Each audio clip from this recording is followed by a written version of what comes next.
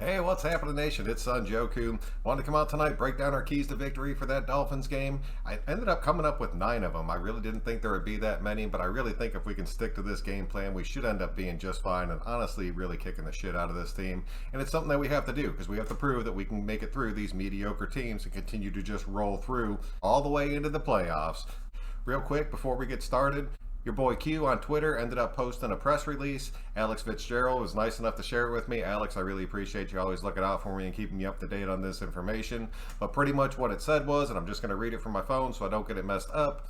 The Las Vegas Raiders have signed free agent running back Trey Regis to the active roster. The club announced Saturday. Then it goes into his personal information. This is a big deal. This is a big deal for 2 different reasons. One, this either means that Josh Jacobs is hurt worse than we thought, which pretty much sucks, or it means that Regis is going to honestly get his opportunity because the Raiders haven't been too impressed by what Barber is showing. I honestly think it's leaning more towards Josh Jacobs being a little bit more banged up than we were thinking, but I think it's awesome that Regis is going to get his shot, and now that he's actually part of the official active roster, he's not going to keep getting bumped from the practice squad to the active roster. He's just going to be on the active roster. He'll be at all the main practices. He'll be working with the team and all the starters throughout the week. I thought this was huge news.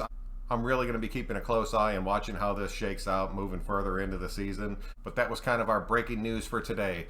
All right, so let's go ahead and jump into these keys to victory. Number 1, pressure Jacoby Brissett. This defensive line has been generating just a crazy amount of pressure along that front, and then bringing some of the linebackers and bringing some of the safeties on these blitzes. It's really been working out well, but that front 4, depending on the rotation, has been putting in some serious work. We were able to get to Lamar a few different times. We were able to get to Big Ben. There is not a doubt in my mind that we are going to be able to get to Jacoby. And when we do, and we start putting some hits on him, he's either going to fumble or he's going to start throwing some picks. We have seen that time and time again throughout this guy's career. There is not a doubt in my mind that we will be able to generate this pressure. So number 1 should pretty much be a lock for us. Put his ass in the dirt. Moving on to number 2, Derek Carr is going to have to spread the ball around, much like he did last week.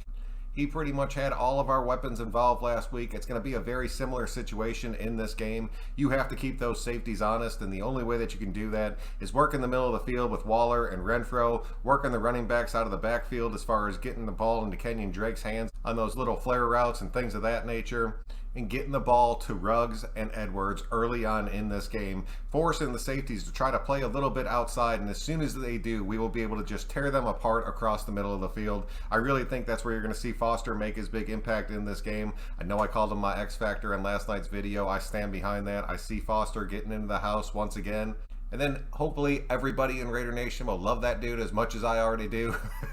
All right, moving into number 3, I'm really hoping that we can establish the run game tomorrow afternoon. I understand that it's looked a little bit rough for these first 2 weeks. A lot of that's been the offensive line kind of adjusting, and then the injuries on the offensive line, and these guys just kind of coming in and filling these roles. But a lot of it's come down to our running backs just not being able to really perform and get that extra step and get to the outside and make those holes. And that's something that Josh Jacobs brings to this team that we do not have right now. Kenyon Drake is going to have to step up and play a major role in this game, especially in the running game. We saw Peyton Barber last week. I'm really hoping we see more Regis. If they want to keep Kenyon Drake as just kind of that receiver running back, that's perfectly fine. But I want to see the carries go to Regis instead of Barber this week and give that kid the opportunity he deserves. I really think if we can establish the run game, it's going to open up the play action, and you're going to end up seeing Carr take a few shots off that play action. But if we get into another situation where that run game's not working and they're really starting to stack the box, Carr's going to make them pay for that shit too. That's some element that we have not had on this team in the past couple years that we do have right now. Don't fuck with what's working. Just keep rolling through. Number 4, this is more just an honorable mention because I told you guys I was going to talk about it every single week. The offensive line needs to still hold up. This defensive line that we're playing against is not as good as Baltimore's, and it is not as good as Pittsburgh. But I do think this defensive front can cause a little bit of pressure, and they can get to the quarterback. We saw them get to Josh Allen, and we saw what they did last week. A lot of you guys hit me up last night and you said, Andre James completely sucks. We need to get him off the field. Why aren't we starting Martin? Why aren't we starting so-and-so? We have to roll with Andre James for right now. He's been getting all the first team reps. I understand it's been a little bit shaky, but I really think that kid's going to settle in. I know I said it last week too. I think he has a ton of upside, and I really want to see him reach his full potential. I think he can be our center for a long damn time moving forward. There's a reason that the Raiders made the moves that they made during the offseason. I really think he's going to end up putting it all together. If he doesn't, at least we do have a backup plan. I thought Simpson played a hell of a lot better last week. It's looking like we should have Leatherwood back, which is a huge addition. So we'll have both of our tackles back. It's just going to be those interior three guys that we have to keep an eye on. I think they're going to continue to progress. I'm really not too worried about it, but we're going to have to talk about this offensive line every single time until we get our starters back, and we're not getting good back until next season. Pushing on to number 5, we have to win the turnover battle. We've been generating turnovers, and it's something that none of us are really used to be completely honest. I am loving every single second of it, but I do see Carr going against the secondary, especially if he's having to throw this entire game. I could see him slipping up and throwing 1 or 2 picks. We have to be able to make up for that, and we have to be able to win the turnover battle itself. I really think Jacoby's going to end up making a few mistakes, so we should be able to take advantage of that. I think field position is going to be a very big part of this game. I think time of possession is going to be a very big part of this game. But having our defense being able to step up is going to be huge for us, and we have to be able to get some big plays off of this defense. And that is something that we were never able to rely on before, but it's something that it seems like it's progressing each and every week to where we're getting more and more turnovers and we're forcing better field position. I really think you're going to see the Raiders generate a good bit of turnovers this game, and as long as we can capitalize on them, that's what's going to lead to us blowing this team out of the water. Number 6, I understand that Hobbs has been playing. He's been playing incredibly well. I just want to see him stay on the field a little bit more than he has been.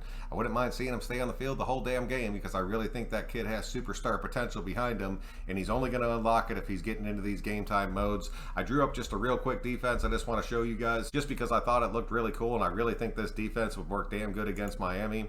If you look at this, kind of have that umbrella over the back, just kind of keeping everything in front of you. You got Perryman, you got Littleton. I know I was going to catch a little bit of hell for putting Littleton in there, but dude, he's been playing damn good this year. I was really happy that I was right about that. Knew he was going to make some tremendous strides underneath Gus Bradley, but he's doing more than even I was expecting. I do have it drawn up to where I could bring KJ Wright in real quick, just so you guys can go ahead and take a look at that, because I think that's a potential package as well. But I think Littleton's going to end up getting a decent amount of play time in this game. I just really like the way that Littleton looked out there. I think he brings a little bit more speed, but I think he drops off a little bit as far as stopping the run game. But I think either way, if you're running this nickel package and you have either Wright or Littleton, as long as you're keeping Perryman on the field, you're going to end up locking down a good bit of the run game that you see coming at you, especially with the way this defensive line has been playing against the run. They've been really good against the run and the pass, and I just want to see it continue on going into next game. Number 7, let Derek Carr keep throwing that freaking ball around and running this offense and making the audibles and making the changes that he's been making at the line.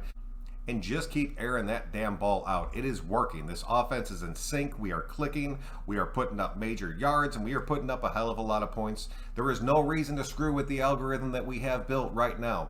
Just let Carr go out there and play his game, and I guarantee you we will be just fine. Number 8, special teams play. Daniel Carlson and AJ Cole have been incredibly clutch through these first couple games. I do not see them taking a step back at all. I think our special teams play has been exceptional so far this season. I know a lot of you guys say that we need to get better in the return game. I think that'll come with a little bit more time, but on any given return, you could see somebody bust one, get that step, and then they're just gone. Special teams is another factor that I think is going to end up playing a big role in this game, and I'm really happy that we have the guys that we do have, because during the offseason, a lot of you guys were kind of down on Daniel Carlson. AJ Cole, nobody ever really talked about, but he's a player that can completely reverse field position in one play. And the way that he's been booming punts this season has really kind of blown my mind. That kid is better than even I thought he was going to be. And then finally, number 9 is just keep this defense trending upwards. This defense under Gus Bradley has been freaking amazing so far. I had high expectations for them, but I did not think it would look as good as it does. We are playing incredibly fast. Looks like the players are more in sync. Everybody knows what they're supposed to be doing. And we honestly look like we could be a top 10 defense if we can continue on this upward push that we have right now. And it used to be to where I'd watch teams that had great defenses, and then I'd watch the Raiders game and I'd be like, we do not look like that. There is a problem. Something is not right there. But honestly, it looks like this season that we have one of those better top tier defenses. We just have to keep these guys together. Once we start getting some of these injury pieces back, it's only going to start looking better and better. So Gus, keep doing whatever the hell you are doing, because you have these guys truly working as a solid unit on that field, and that is something that we have not seen in Raider Nation for a long freaking time. So that's pretty much what I have for you guys tonight. I'm really thinking this game is going to be dominated by the Raiders. They might put up a little bit of fight through that first half, but come that second half, you're going to see us start to pull away. If we start dropping points early, the sky is the limit. There's a legitimate shot that we can shut this team completely out, and I would love every freaking second of that. I will hopefully be live tomorrow after the game. I am working a 12-hour shift tomorrow, so I am not 100% sure about that, but I will definitely be back on Monday for the full breakdown, talking about how we're 3-0 and taking this shit all the way to the Super Bowl. So until next time, guys, I'm Joku. Thank you very much for checking it out. Click that sub button if you haven't yet. We will check you guys on the next one.